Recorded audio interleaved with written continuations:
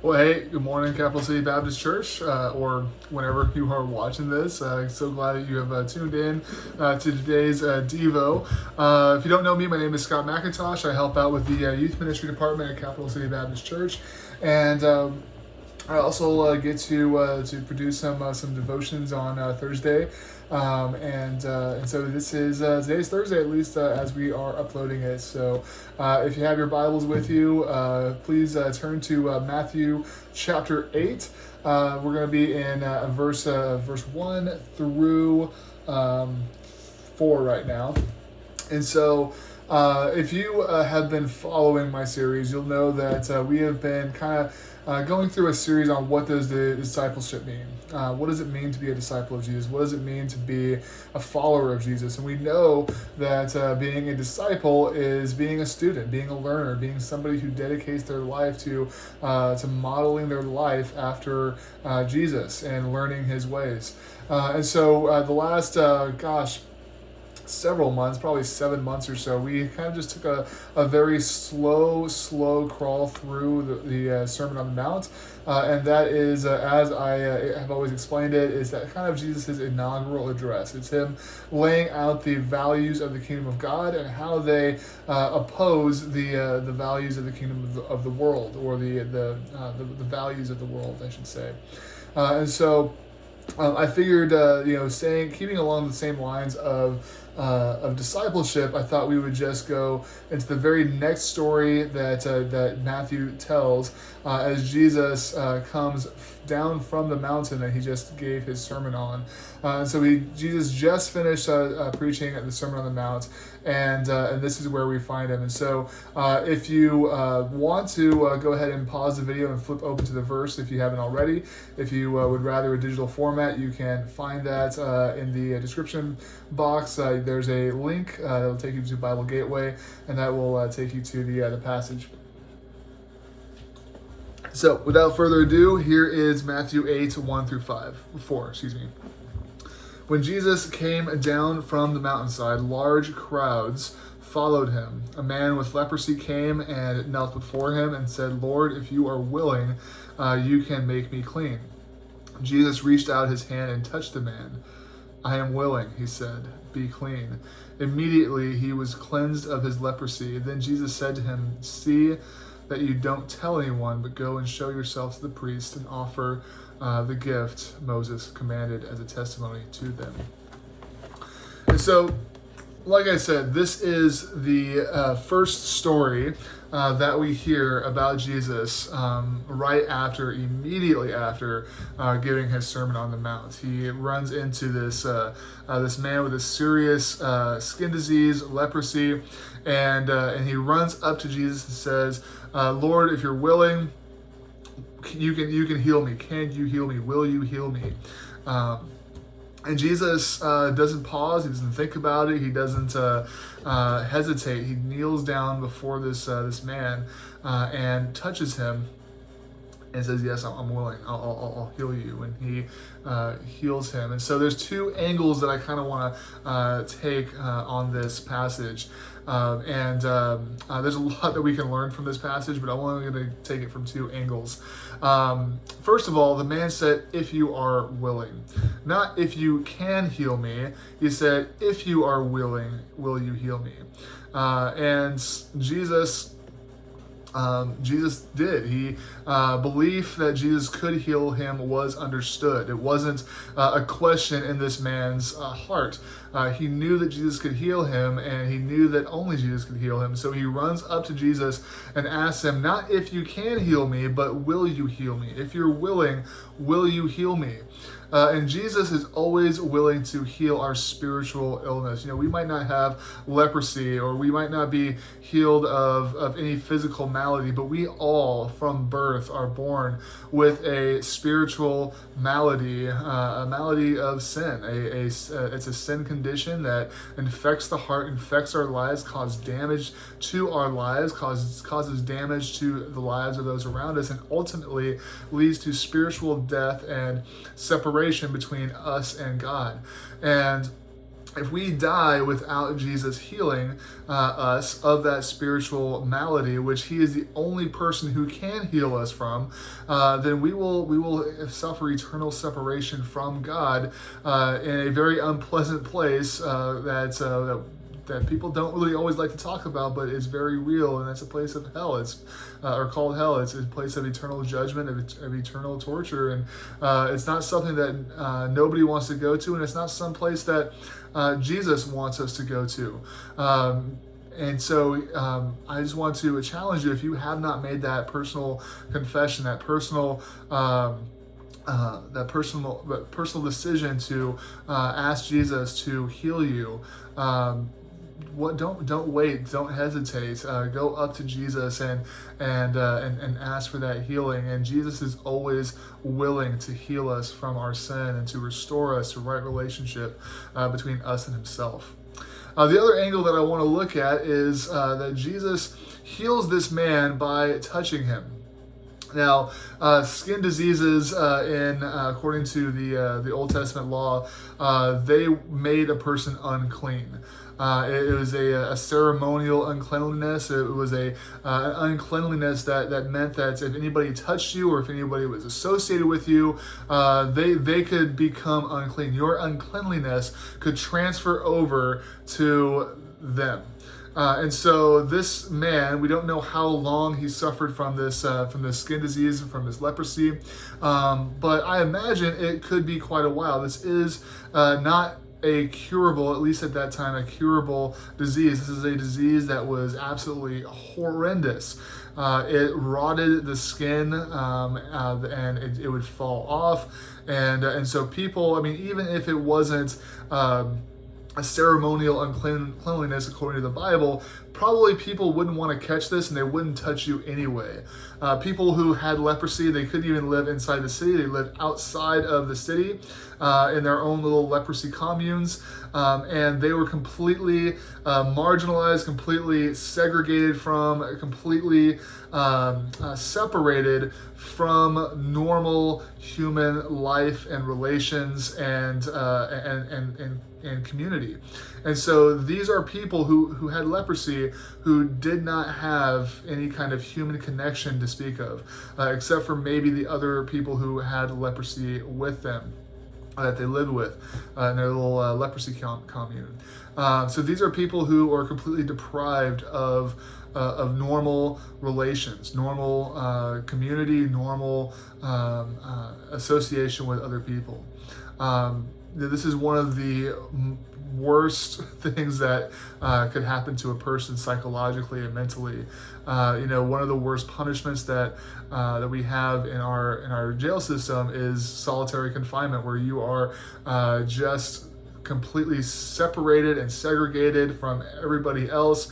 You are in a little cell, and you don't have any contact with anybody for an extended period of time.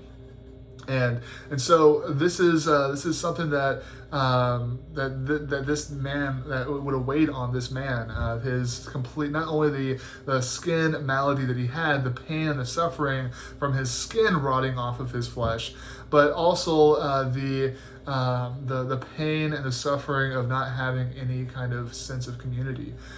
And so Jesus, he comes up to him, he kneels down to him, and he touches him, which is scandalous. Jesus could have healed him in many different ways. He could have said, yeah, you're healed.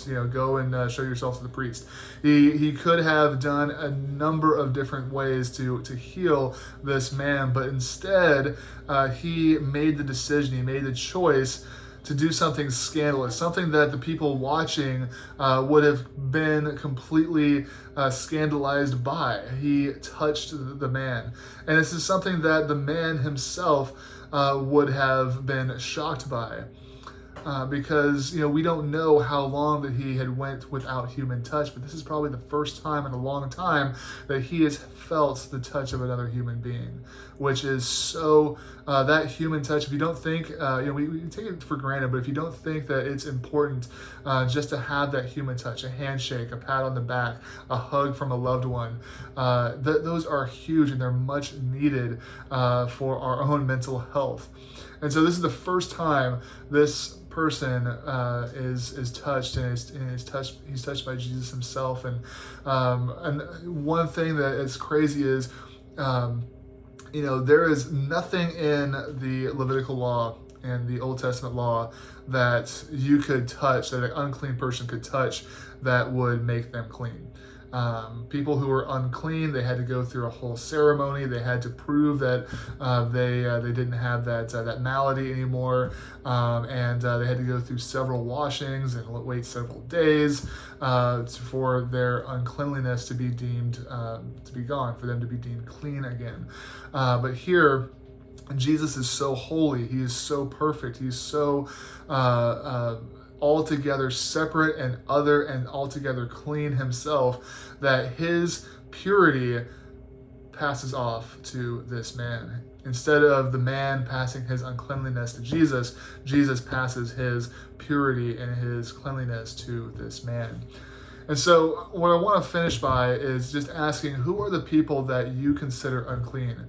Are these, unfortunately, I think the class of people that we can think of that we don't really want to associate with, we kind of cross the street to avoid, are those who are unhoused, those who live in homelessness.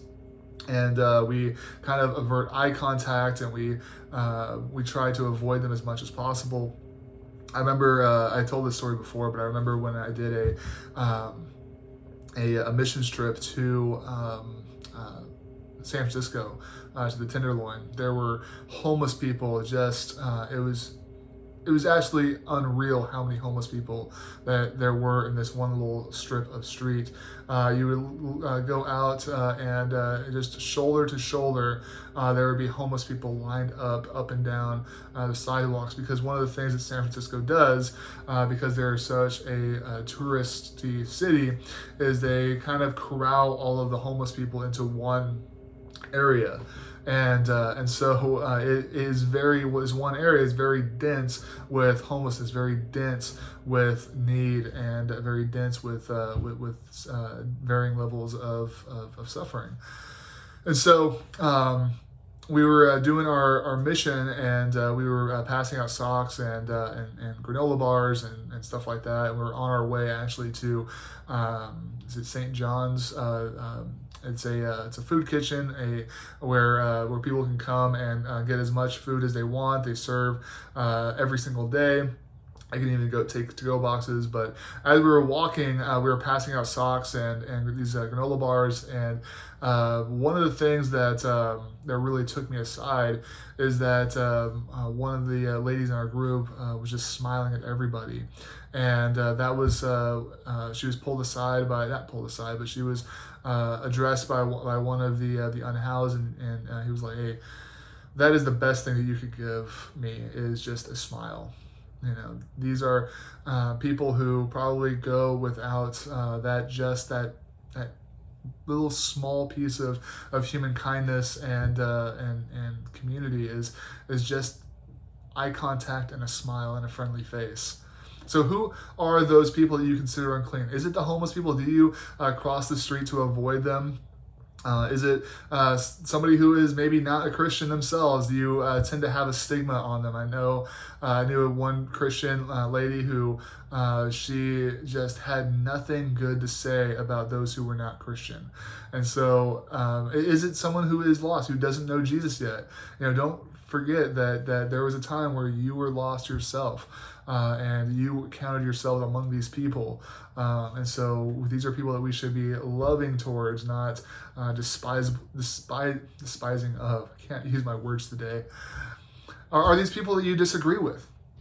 Or disagree with you, or people that you just don't see eye to eye? Are these people who vote differently than you, maybe?